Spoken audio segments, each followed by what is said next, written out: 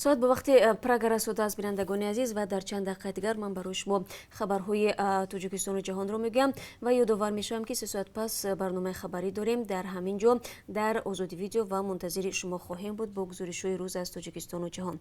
Вазорати корҳои хориҷии Тоҷикистон масъалаи бозгардондани наздики 1000 шаҳрванди дармондааш дар марзи Узбекистону Казоқистонро баррасӣ дорад. Хабаргузори Азия плюс аз қавли манбааш дар вазорати мазкур менависад ки ҳоло бо мақомоти Узбекистон гуфтушунӣ дар ташкили автобусҳои транзитӣ ҷараён дорад. Интизор меравад ки ҷонибҳо дар давоми рӯз ба тавофуқ бирасанд.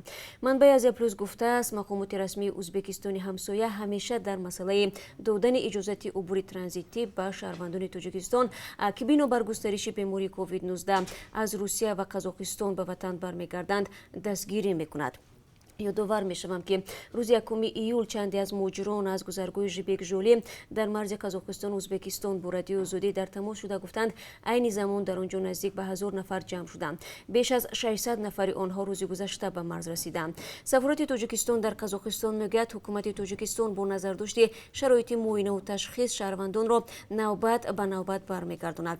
Ба иттилои сафорат моҳи июн аз Казоқистон 790 нафар бо автобус ва 237 нафар бо ҳавопаймо дар маҷмӯъ 1027 кас ба ватан бозгардонида шуданд. дар вилояти Хатлон ду ноболиғи 15 ва 9 сола аз зери чархи мошини боркаш монданд. Бино ба маълумоти Вазорати корҳои дохилӣ фоҷиа дирӯз дар ноҳияи Ховалинг рух додааст. Ронандаи 33 солаи мошини Форланд Фирӯз Мансуров ҳангоми ҳаракат кардан аз самти шаҳраки Ховалинг ба самти деҳаи Лоҳутӣ дар гардишгоҳи роҳи деҳаи Токак аз уҳдаи идораи воситаи нақлиёт набаромада ноболиғон Сафарбек Ҳусейнов ва Хуршеди Ҷамшедро пахш мекунад. Яке аз онҳо дар ҷои ҳодиса ба ҳалокат расида, дуввуми дар беморхона аст. Феълан сабабҳои рух додани ин ҳодиса таҳқиқ мешавад. Рустами Эмомалӣ, раиси Маҷлиси Миллии Тоҷикистон дар ҷаласаи дуюми палатаи болои парлумон барои тағйироти кадриву корӣ ба раҳбари дастгоҳ як моҳ муҳлат додааст. Раҳбари дастгоҳи палатаи болои парлумон ӯҳдадор шудааст ки дар ин муддат байни кормандон аттестатсия гузаронад.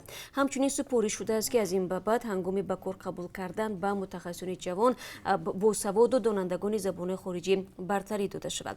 Рустами Эмомалӣ, писари раиси ҷумҳурии Тоҷикистон, рӯзи 17 апрел раиси Маҷлиси Миллӣ шуд. Палатаи болои парлумони Тоҷикистон аз соли 2000 бозфаъол аст ва аз он замон то соли ҷорӣ раёсати онро Маҳмадсаид Убайдуллоев бар уҳда дошт. дар Сенати Иёлоти Муттаҳидаи Амрико рӯзи чоршанбе лоиҳаи қонуне пешниҳод шуд ва он эъломи таҳрим зидди русиягиҳоеро талаб мекунад ки даст доштанашон дар додани мукофот ба қатли сарбозони Амрико дар Афғонистон исбот шавад. Яке аз ҳадафҳои таҳрим президенти Русия Владимир Путин хоҳад шуд. Лоиҳаи қонун дар шакли тағйирот ба санади харҷҳои дифоӣ аз сӯи сенатори маъруфи демократ Роберт Менендес таҳия шудааст.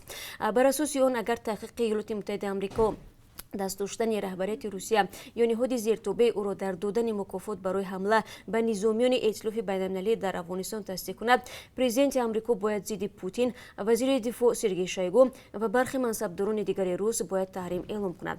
Ҳамчунин ҳабси дороиҳои ниҳоду шахсони мазкур ва манъи вуруди онҳо ба Амрико пешниҳод шудааст. Олигархҳои наздик ба Путин, сиёсатмадорони рус ва аъзои оилаашон низ метавонанд таҳрим шаванд. Сенаторон мегӯянд ҳадафи онҳо ин аст ки Русия бояд барои амалҳои худ посух бигӯяд. Дар ҳоли ҳозир маълум нест ки лоиҳаи қонуни мазкур дар Сенат ба андозаи кофӣ ҷонибдорӣ хоҳад шуд ё не, вале чандин узви саршиноси Конгресс рӯзҳои ахир хостанд агар даст доштани Русия дар сармоягузории ҳамлаҳо ба сарбозони Амрико дар Афғонистон исбот шавад, зидди Кремл таҳрим эълом гардад. дар 5 моҳи соли ҷорӣ мизони гардиши молу коло байни Тоҷикистон ва кишварҳои муштаракулманофеи худ СНГ 1.8% бештар шуда, дар қиёс бо ҳамин давраи соли гузашта наздики $18 миллион афзудааст. Вазорати иқтисод ва рушди Тоҷикистон мегӯяд дар маҷмӯъ ҳаҷми табодули молу коло бо кишварҳои СНГ беш аз $981 миллион ташкил медиҳад.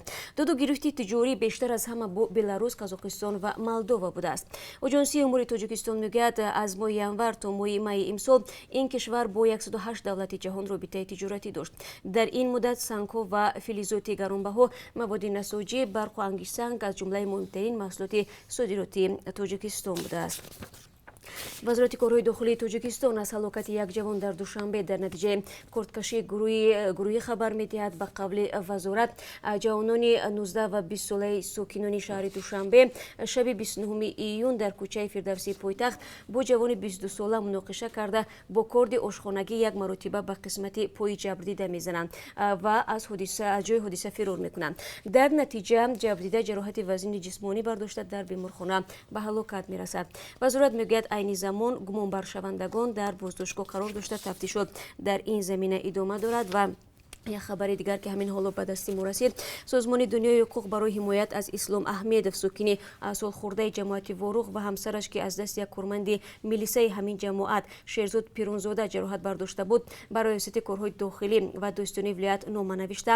ҳоло корманди милиса дар озодӣ буда дар дубора ба иҷрои вазифааш баргаштааст ва ин созмон мехоҳад ки милисаи мазкур ба ҷавобгарӣ кашида шавад.